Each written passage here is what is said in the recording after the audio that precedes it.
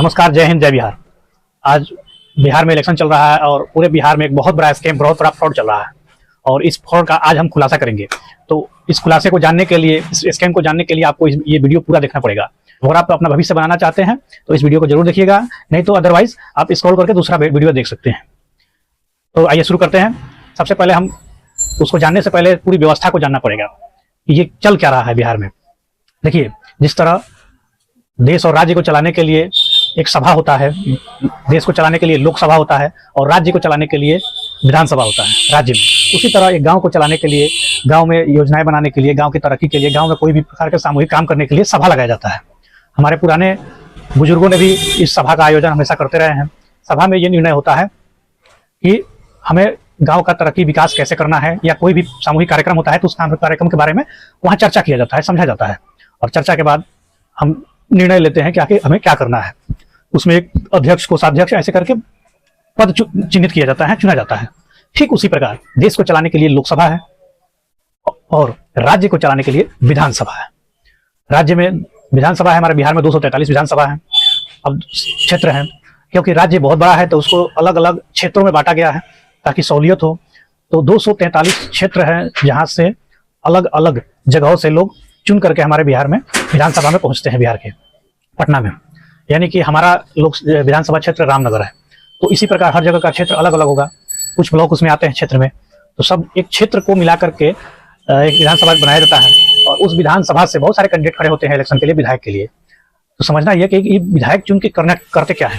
देखिए, हमारे क्षेत्र का जो भी समस्या है वो डायरेक्ट प्रधानमंत्री या मुख्यमंत्री तो नहीं जानते हैं, या दूसरे स्टेट के लोग, दूसरे जिला के लोग तो नहीं जानते हैं।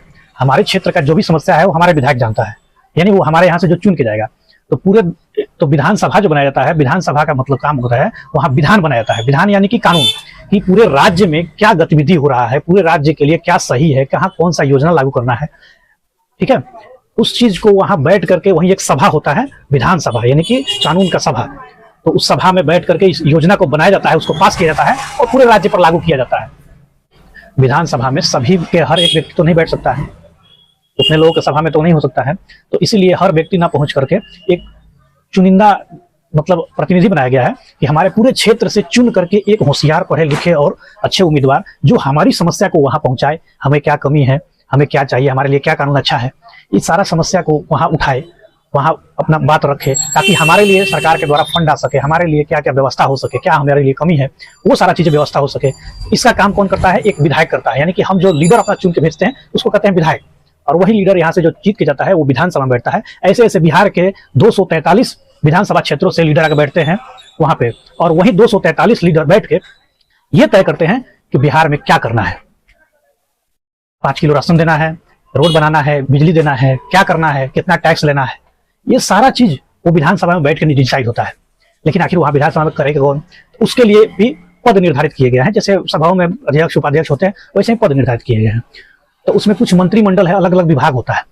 जैसे रोड का विभाग अलग हो गया, कंस्ट्रक्शन हो गया, रेलवे हो गया, वित्त विभाग हो गया, प्रशासन के विभाग अलग हो गया। तो उसी तरह अलग अलग विभाग है जो उसमें से चुना जाता है और वही बनते हैं प्रधान। तो उसके बाद उप मुख्यमंत्री, गृह मंत्री, ऐसे ऐसे करके बहुत सारे मंत्री बढ़ते हैं। रेल मंत्री अलग हो गया, कैबिनेट मंत्री अलग हो गया, मतलब अलग अलग मंत्रिमंडल दिया जाता है। तो मंत्रिमंडल जो दिया जाता है तो उसमें क्या होता है कि जो जीत के जाते हैं वहीं बैठ के पूरे बिहार के लिए डिसाइड करते हैं कि आखिर बिहार के लिए, हमारे लिए क्या जरूरी है, क्या नहीं जरूरी है। वहां से वो कानून बनाते हैं, पास होता है और पूरे बिहार पर लागू होता है। तो अब आते हैं मुद्दे की बात। अगर हम अपना उम्मीदवार, यानी कि यहां से हम जो अपना लीडर भेज रहे हैं, इस बार आपको ध्यान ये देना है, क्या वो इस बात के लिए सक्षम है, वो हमारी समस्याओं से अवगत है, जानकार है, क्या वो पढ़ा लिखा है, क्या वो उम्मीदवार इस लायक है कि हमारे क्षेत्र से लीडरशिप करके हमारे क्षेत्र का तरक्की करा सकता है, उसके साथ साथ पूरे बिहार में योगदान दे सकता है। क्योंकि देखिए, अगर हम किसी पार्टी के नाम पर वोट देते हैं तो कोई पार्टी जरूरी नहीं है कि आपके रामनगर विधानसभा या कोई भी विधानसभा में ही तरक्की करेगा, क्योंकि पार्टी जो होता है वो एक विचारधारा पे चलता है, अलग अलग विचारधारा, कोई भी पार्टी हो तो उनका विचारधारा जो होगा वो तो कानून बनाएंगे, और वो कानून बनाएंगे पूरे बिहार के लिए। लेकिन जो आपका विधायक होगा वो पूरे बिहार के अलावा आपके क्षेत्र के लिए तो सोचेगा कि आपके क्षेत्र में क्या समस्या है। वो तो पूरे बिहार की जो समस्या है उस पर तो मुख्यमंत्री वगैरह जो भी बनते हैं वो सारा विचार करके उस समस्या को रखते हैं, उसके लिए कानून बनाते हैं। लेकिन आपके क्षेत्र में आपका पर्सनल जो आपका है कमी, उसको कौन उठाएगा? उसको उठाने के लिए आपका विधायक, अगर आपका विधायक तेज तरार रहेगा, अगर आपका विधायक पढ़ा लिखा होगा, होशियार होगा, आपकी कमी को जानता होगा, आपके क्षेत्र के विकास में क्या कमी है उसको जानता होगा, तो वो आपकी बातों को उठा सकता है। तो ये सारा चक्रव्यूह है। इसी तरह इसीलिए विधायक चुना जाता है और वो विधायक जाके वहाँ आपके लिए कानून बनाता है। तो आप लोग जिसे भी वोट कर रहे हैं, जो भी विधायक आप चुन रहे हैं, कृपया सोच समझ के समझदारी से विधायक चुनिए। हम आप किसी के लिए वोट मांगने नहीं आए हैं, हम ये कहने आए हैं कि आप समझदारी से विधायक चुनिए जो आपके क्षेत्र और आपके राज्य का विकास कर सके। दोस्तों वीडियो यहाँ तक देख लिए हैं तो एक लाइक करके चैनल को सब्सक्राइब कर लीजिए और कमेंट बॉक्स में एक प्यारा सा कमेंट करके बताइए कि आपको वीडियो ये कैसा लगा है।